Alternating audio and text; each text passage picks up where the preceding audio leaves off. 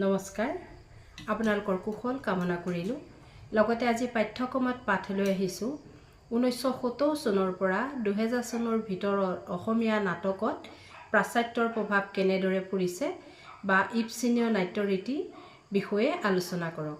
এতিয়া আমি ক'ব লাগিব যে 1970 চনৰ পৰা এই 2000 চনৰ এই সময়খিনিত অসমৰ নাট্যকাৰসকলে নাট্য জগতলৈ পাশ্চাত্যৰ বিভিন্ন ধাৰাক একেলেঠাৰিয়ে সুমুৱাই আনিছিল।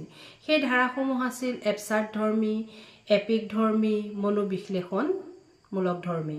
তথাপি ক'ব লাগিব 1970 চনৰ পৰা 2000 চনৰ ভিতৰত আগৰ পৰা ৰচনা হৈ অহা 1940 পৰা 70লৈ যি ইবছেনৰ বাস্তৱবাদী নাটক ৰচনা হৈছিলে, সেই বাস্তৱবাদী নাটকৰ ধাৰাটোক তেওঁলোকে পৰিহাৰ কৰিব পৰা নাছিলে। সেই নাট্যৰীতিৰে ইবছেনৰ বাস্তৱবাদী নাট্যৰীতিৰে এইখিনি সময়তো অলপ নাটক ৰচনা হৈছিলে। সেই নাটক কেইখনৰ বিষয়ে মই ক'ব বিচাৰিছোঁ। ধৰক নগেন শৰ্মাৰ উল্কাৰ জুই 1883 চনত, শাৰদা বৰদলৈ 1972 চনত উপহাৰ, মহেন্দ্ৰ বৰঠাকুৰৰ বলিয়া হাতী 1996 চনত আৰু আব্দুল মজিদৰ বঞ্চিতা আৰু চুৰ আৰু বহুত নাটক আছে, মই এইকেইখনকে উল্লেখ কৰিছোঁ। তাৰ লগে লগে ইয়াৰ উপৰিও এছাম নাট্যকাৰে কি কৰিছিল, ইবছেনীয় চাক্ষুষ বাস্তৱতাৰ পৰা আঁতৰি আহিছিল। আহি পেলাই প্ৰতীকী ব্যঞ্জনাৰ সহায়ত, ৰূপক আদিৰ সহায়ত মিতব্যয়ী সংলাপেৰে দৃশ্য শ্ৰব্য দুয়োটা দিশতে গুৰুত্ব দি ইবছেনীয় নাট্যৰীতিৰ প্ৰয়োগেৰে সেই বাস্তৱ ধাৰণাবিলাকক লৈ সমাজৰ পৰা কুসংস্কাৰ দুৰ্নীতিৰ স্বৰূপ দাঙি ধৰি সমাজত যিবিলাক কুসংস্কাৰ দুৰ্নীতি হৈ আছিলে সেইবোৰ দাঙি ধৰি এখন সুস্থ নিকা আৰু প্ৰগতিশীল সমাজ স্থাপনত গুৰুত্ব প্ৰদান কৰিবৰ বাবে নাটকসমূহ ৰচনা কৰিছিলে।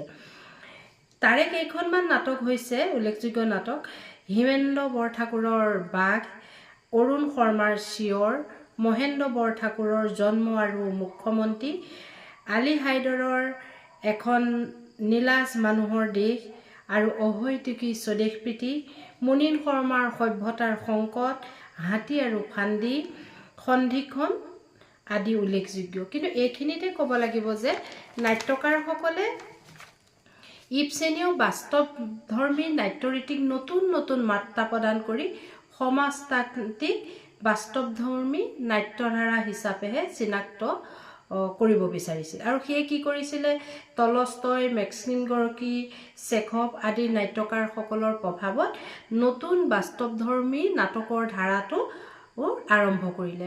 ইবছেনৰ ধাৰাটোতো লগ লাগি থাকিল, লগে লগে টলষ্টয়, মেক্সিম গৰ্কী আৰু চেখভ আদি নাট্যকাৰসকলৰ প্ৰভাৱেৰেও এটি নতুন ধাৰা আৰম্ভ কৰিলে। ইবছেনৰ নাটকৰ যি বিষয়বস্তু আছিল আংগিক গ্ৰহণ কৰাৰ লগতে বেখতৰ নাট্য উপস্থাপন ৰীতিটো গ্ৰহণ কৰিছিল। কি কৰিলে, বিষয়বস্তু আৰু আংগিক ক'ৰ পৰা ল'লে, ইবছেনৰ পৰা ল'লে, আৰু বেখতৰ কি ল'লে, নাট্য উপস্থাপন ৰীতিটো লৈ নাটক ৰচনা কৰিলে। ইয়াতে তথাপি ক'ব লাগিব যে ইবছেনৰ বৈশিষ্ট্যসমূহ ইয়াত সুন্দৰকৈ প্ৰতিফলিত হৈছে। এতিয়া আমি ধৰক ইবছেনৰ কেইটিমান বৈশিষ্ট্য আপোনালোকৰ আগলৈ মই আগবঢ়াই দিম।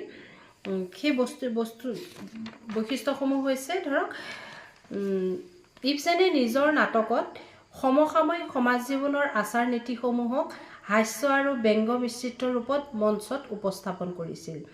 তেওঁ নাট্যকাৰসকলে তীব্ৰ সমাজ পৰ্যবেক্ষক বা সমাজ সংস্কাৰক ৰূপে পোৱাৰ লগতে নাটকত বাস্তৱবাদী দৃষ্টিভংগীৰ গুৰুত্বপূৰ্ণ উপাদানবোৰ পোৱা গৈছিল। তাৰোপৰি তেওঁ পূৰ্বৰ নাটকত প্ৰয়োগ হোৱা আগৰ নাটকত যেনেকৈ স্বগতোক্তি, কাষৰীয়া উক্তি, অতিমানৱীয় চৰিত্ৰ, কৃত্ৰিমতা, ভৌতিক ক্ৰিয়াকলাপসমূহ সম্পূৰ্ণৰূপে পৰিত্যাগ কৰি বাস্তৱ ৰূপত তথা স্বাভাৱিক দৈনন্দিন মানৱ জীৱনকহে স্থান দিছিলে। তাৰপিছতে সংলাপৰ গতিশীল ৰূপে দৰ্শকক নাটকক মুহূৰ্তসমূহ বুজাৰ লগতে বিৰামহীন আবেদন প্ৰদান কৰিছিলে। এইটো এটা তৃতীয় বৈশিষ্ট্য। কি কৰিছিলে যে নাটকৰ মনোৰম মুহূৰ্তবোৰ বুজাৰ লগতে বিৰামহীন আনন্দ প্ৰদান কৰিছিলে। দৰ্শকৰ মন বিস্ময় আৰু উৎসুকেৰে ভৰাই তুলিছিল। তেওঁ নাটকত উপযুক্ত সংলাপ, শব্দচয়ন আৰু ব্যঞ্জনাময় ভাষা প্ৰদান কৰিছিল। চৰিত্ৰবোৰ গতিশীল আছিল। তেওঁ সমাজৰ বেয়া দিশবোৰ আঙুলিয়াই সমাজ সংস্কাৰ কৰাৰ এটা লক্ষ্য দেখা যায়। তেওঁ নাটকসমূহত কি হৈছিলে, সমাজৰ বেয়া দিশবোৰ মানে উদঙাই দি পেলাই সমাজখন নিকা কৰাৰ এটা লক্ষ্য দেখা পোৱা গৈছিলে। সমাজৰ নগ্ন সত্যবোৰ উদ্ঘাটন কৰাৰ প্ৰয়াস দেখা পোৱা যায় ইবছেনৰ নাট্যৰীতিত। তেওঁ আবেগ অনুভূতিতকৈ চিন্তা আৰু যুক্তিকহে বেছি প্ৰাধান্য দিছিলে। এইখিনি মানে আপোনালোকে ধুনীয়াকৈ লিখিব ইবছেনৰ নাট্যৰীতি। আৰু ইবছেনৰ নাট্যৰীতিৰ আধাৰত কি নাটক ৰচনা হ'ল মই প্ৰথমতেই কৈ দিছোঁ। আপোনালোকে অলপ নিজেও অধ্যয়ন কৰিব। মই কোৱাটো কেনেকুৱা হৈছে নাজানো। ধন্যবাদ। ভাল পালে ভিডিঅ'টো শুনিব আৰু লাইক আৰু ছাবস্ক্ৰাইব কৰি ৰাখিব।